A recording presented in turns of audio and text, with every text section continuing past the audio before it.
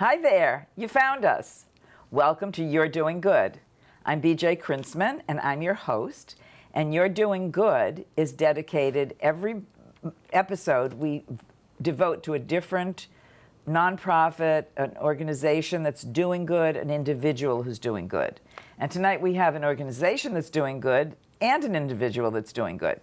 We're going to talk about, I'm so excited about tonight, we're going to talk about the new Senior Center, which is going to be called the Cooper Center.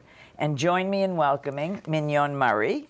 Mignonne, welcome. Thank you. Nice to have you here. And she is the director. Well, actually, her official title is Director of Older Adult Services for the City of Newton. And then under that, and probably a huge focus for the past several years, has been the building of the new Senior Center. Mm-hmm. Okay, and sometimes I'll call it the Cooper Center or the Senior Center. You call it the Cooper Center. We do. Trying to get used to that. Yes. Okay, I'll try to help. I'll try to be good. I'll try to be good. But welcome to the program. How long have you been the Director of Older Adult Services? So I've been with the city about 3 years. January will be 3 years. I've been the Director of Older Adult Services. Great. And tell us a little bit about you, your background. Sure. So I've been in senior centers for about 15 years, kind of worked my ways through communities, and Newton is really where I feel wonderful work is done and a wonderful community. So I'm thrilled to be here in Newton. Nice. And what drew you to senior services? I did an internship in college where it was kind of one of my last ones before I graduated, and I was working with seniors, and I didn't like it. I was like, oh, I don't know. And then I went and worked with the homeless for a while and went back out and have worked with older adults ever since, and kind of found my population, my people that I enjoy being with. Nice. Well, speaking as an older adult, happy to have you doing it. Thrilled. So we're going to talk about the Cooper Center. So first of all, where is it going to be located? So the Cooper Center for Active Living is located where the old senior center was at 345 Walnut Street in Newtonville. Okay. And the whole structure was torn down. It was. Right. Okay. And you've built a new place, and we keep referring to the Cooper Center. So for whom is it named? So Mayor Fuller named the Cooper Center after Audrey Cooper, who was a longtime Newton resident who was devoted to community service and worked within the schools, but also was an instrumental part of the original senior center and the old library branch being made into a senior center to begin with. So it's lovely. Her family's still involved, and it's just a great honor to be named after her. That is so nice. I think I mentioned to you that my son Josh, who's a city councilor, running for city council again, Newton, get out the vote, that I mentioned this to him, and he said, oh, that Miss Audrey Cooper, he said she was just great, yes, and how terrific she was. So he was thrilled that it was named for her. Yeah. Oh, it's lovely. It was called New Cal, the project, for quite a long time during the kind of build process, and then about a year ago, March, the mayor named it for Audrey. So speaking of the building process, when was the groundbreaking on this? So the groundbreaking was March of last year, the actual, when we got in there and actually broke ground, I believe. But it's been coming since days after Mayor Fuller took office. This was one of her first meetings, was to start work on this building. Fabulous. That doesn't feel like that's too long. It's been almost 8 years, but yes, it's finally together. Yeah, nice. So I asked you before the show, do you have an opening date yet? Because it kept saying the fall, and then it was, well, maybe next year, early January. I wasn't really sure. And you have some exciting news. We do. The opening date was actually announced today, and it's going to be December 5th will be the opening of the Cooper Center. And we'll have a ribbon cutting at 10 a.m. on December 5th. How exciting. How nice. How do I wangle an invitation? You are welcome. Can I wangle an invitation? Absolutely. Okay. Where are things at with the building right now? What remains to be done? So the building is really nearing completion very quickly. There's a lot of contractors in there working. They're even putting the hanging system up for the art. The lights are on. The actual lights of the building are installed and on now. The ceilings are going in. They're finishing the floors. The gym floor is being started to be put in. That's one of the kind of last things. Yeah. How exciting. Fabulous. Okay, so now describe the Cooper Center. What's going to be there? What I know is it's 33,000 square feet. It is indeed. So the old center was, I believe, around 8,000 square feet. So this one's 33,000 square feet. That's 4 times the size. So it takes up a substantial amount of the footprint for the old site, and much bigger than the old building, because I don't even think all of that space was actually usable space. So the old center had a lot of, small rooms in the basement that were used. This is going to be gorgeous 3-floor building. The main floor has a reading room with an electric fireplace and couches and a puzzle table, public computers. There's several lounge areas on the ground floor. There's a multi-purpose room that seats about 150 people in rows, or about 100 people at tables, with a stage and sound system, obviously, and a commercial kitchen attached. The second floor has 3 program rooms, a beautiful meeting room with 2 glass walls that's right above the entryway. It has a art room with an attached ceramics room with 2 kilns and 3 throwing wheels. It has the top floor, 3rd floor, has a skylight up into the cupola that you can see. It has a deck that runs the full space of the front of the building. And you can actually go out on the deck either from the game room, which is over 1,000 square feet. It has 2 pool tables and 3 card tables, a TV, couches. You can go out right onto the deck. You can also overlook the walking track. The fitness studio is a room meant for classes up on the 3rd floor, and it also has room out on the deck that's kept purposely clean so that if a class wants to go outside in nice weather, they can have the class outside. The walking track is raised above the gymnasium, so the gymnasium is a full gymnasium with 3 pickleball courts. It can be separated into 2 parts, so you could have a pickleball going on one side and another activity going on the other side. And then above that is the walking track that has 2 lanes and runs up near these beautiful beams at the top of the ceiling of the gymnasium that just span the whole width of the room. And then 3 sides of the walking track are actually glass, so you can actually look out over Newton as you're walking the walking track. Well, but does that mean Newton can look at me while I'm walking on Well, the you're pretty high up. Oh, You're okay, pretty good. high up, so I think you're safe. I always think about that with gyms when they have, all glass. You think, oh my, Yeah. people might not like that. Okay, so it sounds fabulous. Badminton. I Yep. also had badminton, ping pong. You've got all kinds. Ping pong, So- badminton, volleyball, basketball that runs the length of the building, and then also the short ways across the gym as well. Well, help me understand. This is a senior center for older adults. Help me understand about the basketball court. I would say there are lots of people who play basketball at lots of different ages, but it's also a community building. So though my department will be based there and we will be running robust programs for older adults in the city, there's also going to be times where the Recreation, Parks, and Culture Department will run programs for people of different ages, for just adults themselves, for children in the evening or on the weekend. Residents can also rent space in the building, so they could rent the gymnasium for their own basketball game, if you will. But there'll also be 55+ leagues. There are ages just really very relative these days of what people are doing at any age. So some people will enjoy basketball. When I went, and of course it's a new, you'll pardon the expression, ball game, but it's a new ball game with this with the Cooper Center.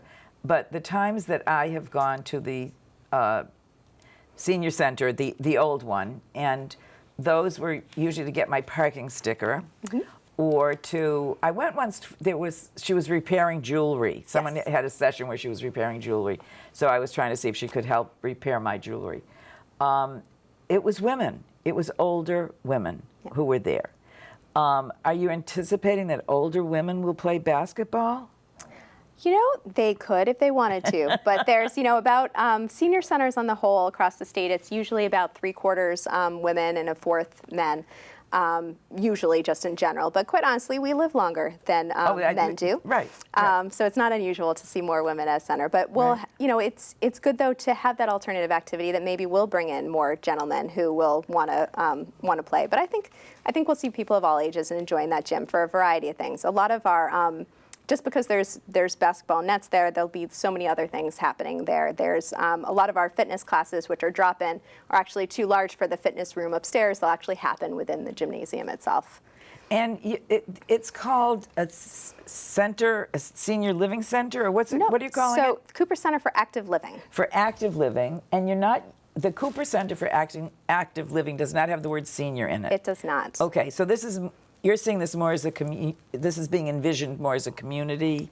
It is. It's meant for everyone, but it's, you know, it was built specifically for older adults in Newton, but it's also such a great community resource and has such great space that there'll be tons of different activities that are happening there, and space and room to do that. Yeah. You know, we've changed a lot of names since I've joined the department. We actually used to be Senior Services, and we've changed to Older Adult Services, and it used to be the Senior Center, and now we're, you know, the Cooper Center for Active Living, and those are kind of purposeful changes to try to make us more inclusive to, you know, the range of people from, you know, 60 to 100 identify very differently, and just try to be more inclusive of everyone.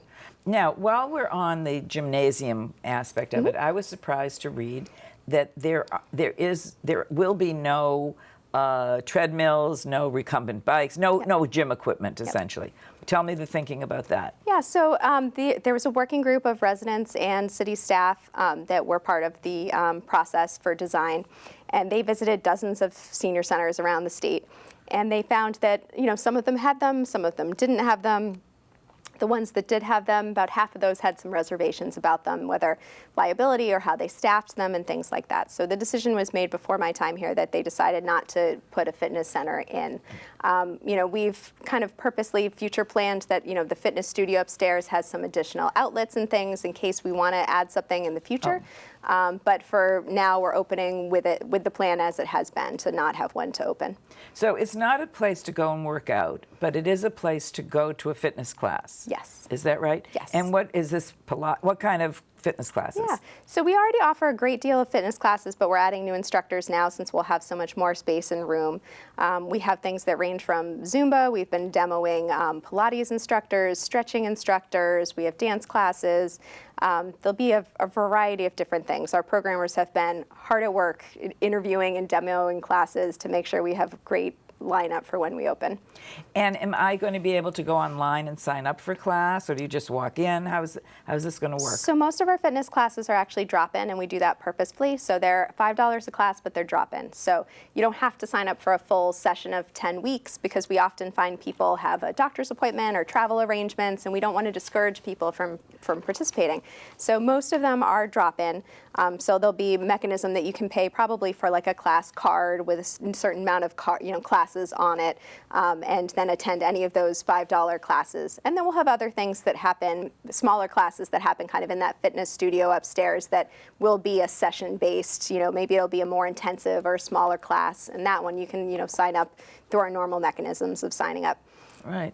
I'm thinking that you have to be agile. And, you know, you don't exactly know how it's going to play out, right? And you don't know exactly what age category, what ability categories you're going to attract, and how the percentages are going to work out. And what I'm thinking is, like, if a certain class is so popular, you know, that you're going to have to shift a little bit. Are you thinking about that? Yeah, no, I'm very fortunate that I have been part of a team that's opened a senior center previously about 10 years ago, and my deputy director actually has been on a team of a different senior center when they opened. So we've gone through it and been used to kind of, okay, we're going to start with this, and then we're going to know we're going to have to shift, or we'll try. But we actually keep great statistics to try to see what, you know, whom we're reaching and what demographics we might not be reaching, so that we can play with that and try new things. So, where did you open? Where was the other one you Natick. opened? In Natick. Yes. Oh, all right. Yeah. So you're perfectly skilled for this. Perfectly. All right. Let's talk about now. Do you have to be a member to come, or how is that going to work? So you don't have to be a member, but we do ask some people to sign up for a Cooper card, which is a free process. It's a one-page sheet. It asks for your name, your address, an emergency contact, that kind of thing.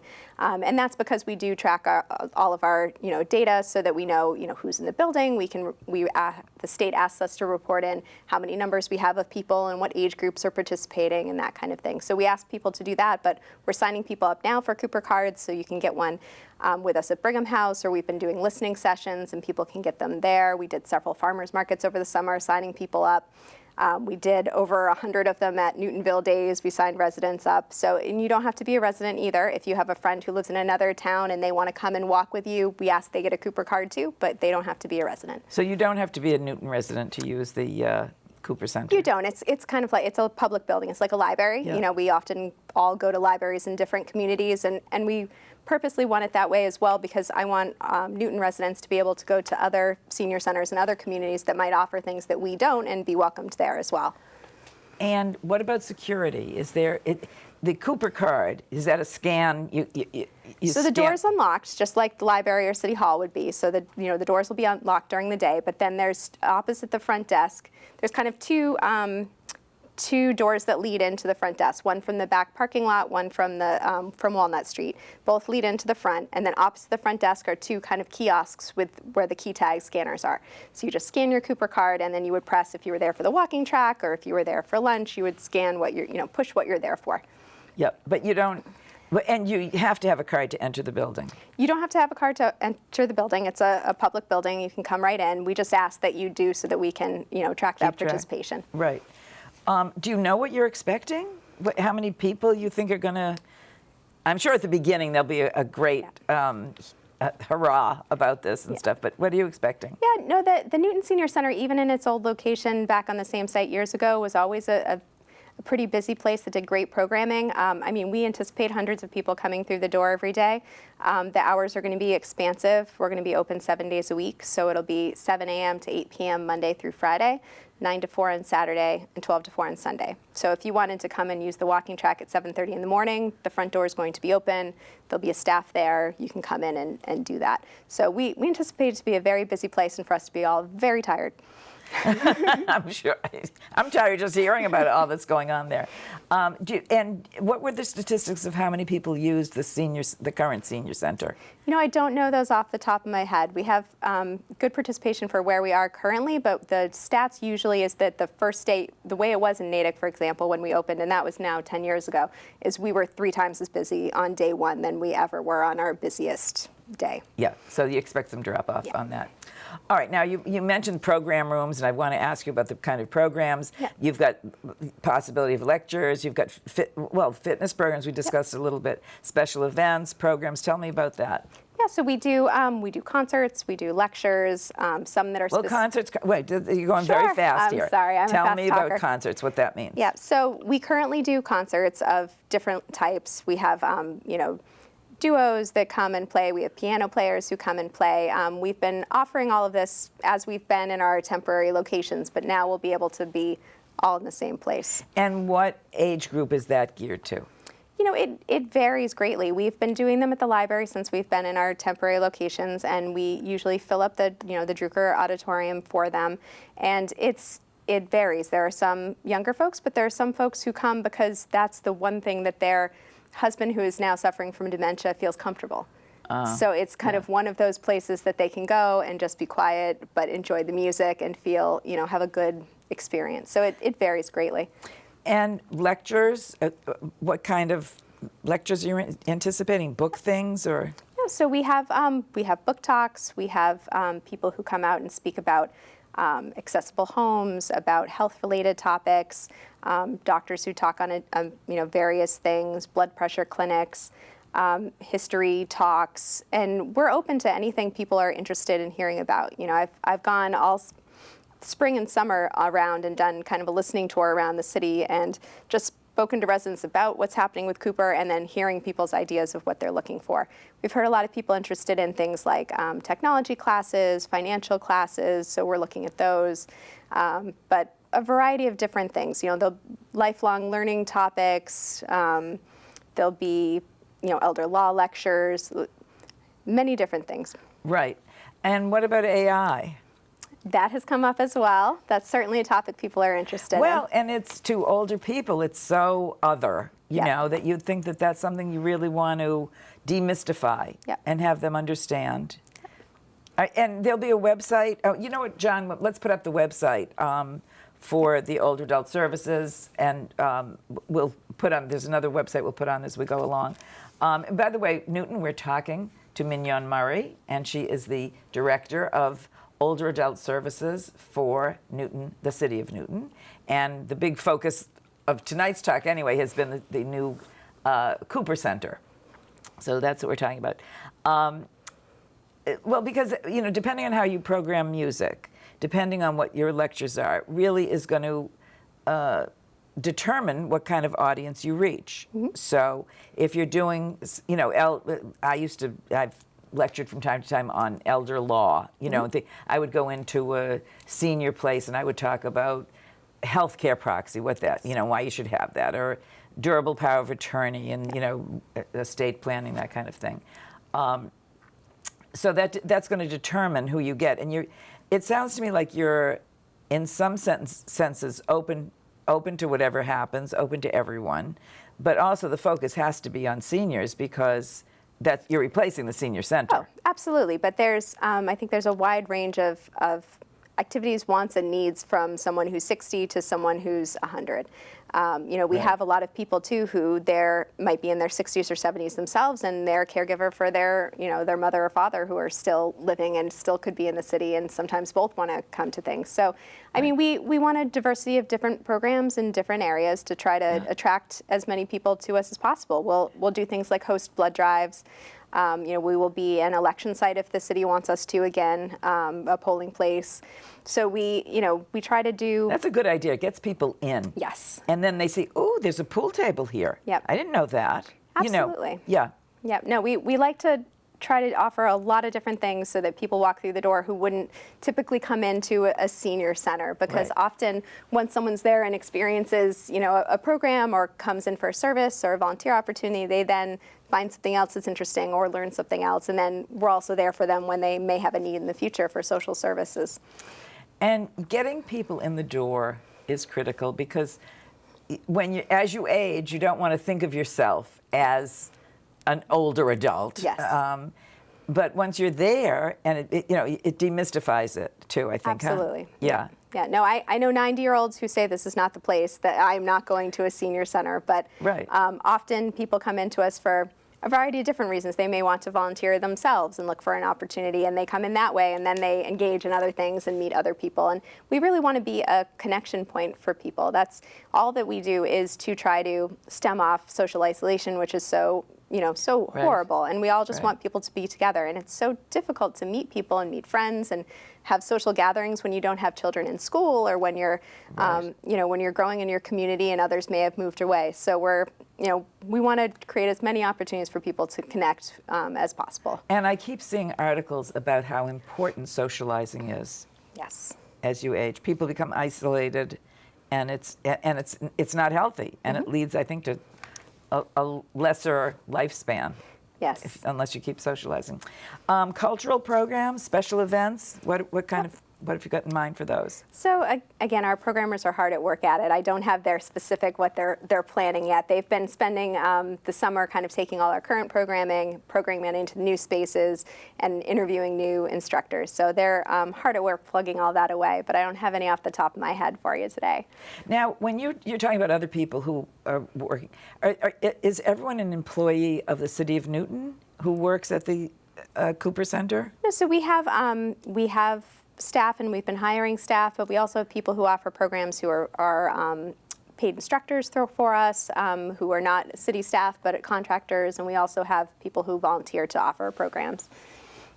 Special events. What do you have in mind for special events? Special events. We'll do things like vendor fairs. You know, we'll have we did a volunteer fair in the spring in April, where we had people from nonprofits, I'm sure a lot that you've spoken to around the city, who came and were able to all get volunteers at the same time, and people could talk to different opportunities. We'll do things like that for like housing fairs as well, things like that. We're talking about, do we want square dancing or trivia and things like that, and how we utilize that kind of larger space. Fabulous. Now we're going to get to the most important questions. The first one is, you mentioned a cafeteria, or that there's this kitchen, a cafeteria. When is it open, and what are you serving? Ooh, these are excellent questions, which I wish I knew exactly the answer to. So in the past, we've had a home-delivered meals meal. It's called a congregate meal from congregate meal from a nonprofit that's associated with the city. That's a program that we've now stopped, and the city actually funded us to start our own in-house program now that we're going to have this beautiful facility in this kitchen. So we're hiring a food service manager who should actually start hopefully the end of the month, and a food service assistant, and they will be running a program for us Tuesday, Wednesday, Thursday, probably starting between like 8 and 1 is probably when the meal service will be. It will probably be some kind of brunch kind of situation that will kind of include things that are, you know, from a breakfast menu and a lunch menu. But that one's still coming together, but super excited for it. Now, how far is it from where you pick up your food and to get to that deck that runs along Walnut Street? Up a couple of floors. Oh, okay, so you got to carry your food up. Okay. Because you were saying that the deck was off of off at the third floor. The third floor, and I was wondering, well, wait a minute, what about the food stuff? So there is actually a patio area off of the multi-purpose room, like the dining room area as well. Okay. So there is some outdoor seating actually right there out of that room. You just won't have the bird's eye view. Nice. All right, now I have saved the most critical, the most important question. Newton wants to know. Parking. Parking, yes. Everybody's worried about this. Yes, they are, and I understand why. I think that the parking situation is better than people think it is, but I, of course, understand their concern. And in the beginning, I think it's going to be very busy, but as we settle in, I think we're going to be okay. So there's the old building, I believe, had 13 parking spaces in back. The new building has 31. So 31 parking spaces, 4 of which are handicap spaces, 4 of which also are electric charging stations. And then down Highland Avenue, if you have your older adult parking permit, there's 45 spaces down Highland Avenue, which runs right parallel to the building. Then there's all the normal parking. How do you know that there are spaces? I mean, commuters park there? Or, so it's marked permit parking down Highland Avenue, specifically for the older adults. So you have to have the senior sticker that we have. Yep. Okay, yep. And then the lot that I think people don't realize is the city lot is the Austin Street lot. So there's 2 entrances to it, and it's really right by the building, and this is where I park when I go to the building every week, is that there's kind of the Bramway, and there's the Cafe Nero and Starbucks, and there's this area behind that looks like it's parking that's made for the apartments that are right there, but it's actually city public parking. So the parking for those apartments is actually underground. So there's 119 spaces that are in that lot. So there's an entrance right opposite the Star Market, the front door to Star Market. Yep. So that's one entrance to that parking lot. So not their parking lot, but opposite the entrance.